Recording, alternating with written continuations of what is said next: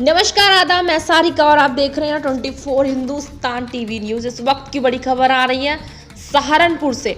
आपको बता दें कि सहारनपुर में क्राइम पेट्रोल देखकर अपनी ही मौत की साजिश रचने का सनसनीखेज मामला सामने आया है, जहां हत्यारे डॉक्टर ने अपने जीजा के कारखाने में मजदूरी करने वाले अपने ही हमउम्र को कार में जिंदा जला दिया।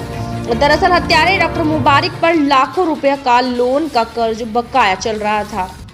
उसे अपने बीमे की रकम हड़पने और लोन का पैसा माफ हो जाने की नीयत से अपनी ही मौत की साजिश रच डाली। जानकारी के अनुसार 23 दिसंबर को थाना कोतवाली देहात इलाके में बिजोपुरा नहर के पुल के पास एक जली हुई मारुति 800 कार के साथ एक व्यक्ति का जला हुआ शव मिलने की सूचना मिली थी।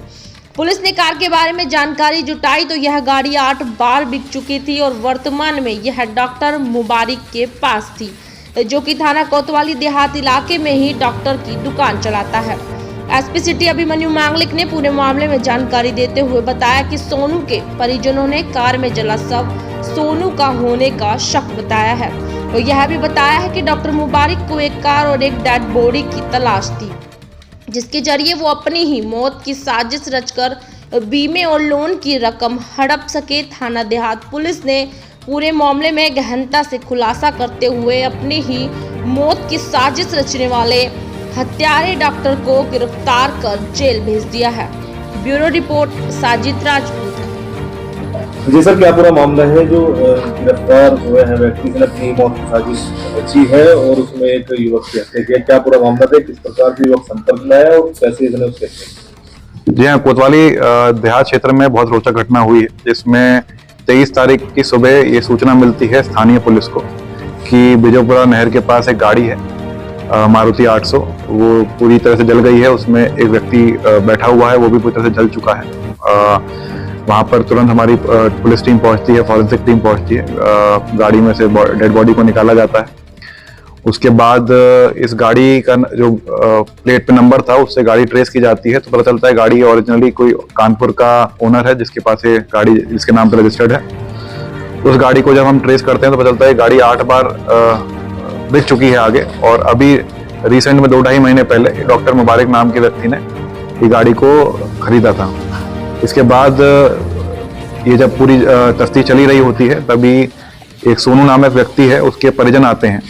वो थाने पे सूचना देते हैं कि ये जो सोनू है, जो मूल रूप से यमुनानगर का रहने वाला था और अभी हबीबगढ़ में रह रहा था, उन्हें शक है जो अभी गाड़ी जली थी बिजोपुरा नहर के पास, उसमें जो डेड बॉडी है वो उसकी हो सकती है, क्योंकि जो डॉक्टर मुबारक है वो उस पर लोन इतना ज़्यादा चढ़ गया था कि वो अपनी मौत की साजिश रचने की प्लानिंग कर रहा था और वो डेड बॉडी और पुरानी गाड़ी भी ढूंढ रहा था, ऐसा उनके द्वारा बताया गया। इसमें जब हमने पूरी जांच तफ्तीश करी तो इसमें हमने जब डॉक्टर मुबारक को पकड़ा तो उसके द्वारा पूरी घटना को कबूल लिया गया है। उसने बताया कि उस पर करीब 26 से 30 लाख रुपए उसने उधारी ले रखे थे, और भी उसने जो गाड़ियाँ और जो अपना घर था उस पर भी उसका लोन चल रहा था, और वो बहुत दिनों से इस लोन से छुटकारा पाने के लिए अपना डेथ सर्टिफिकेट बनाने के लिए एक प्लानिंग कर रहा था, जिसके तहत उसको एक पुरानी गाड़ी चाहिए थी और एक डेड बॉडी चाहिए थी। डेड बॉडी के लिए उसने काफ़ी जब ऊपर संपर्क भी किया था कि कोई लावारिस लाश मिलती है, तो उसको प्लानिंग के तहत उसको अपनी ही आइडेंटिटी दिखा के, उसको मरा हुआ दिखा के अपना डेथ सर्टिफिकेट बनवा लेगा, जिससे उसके सारे लोन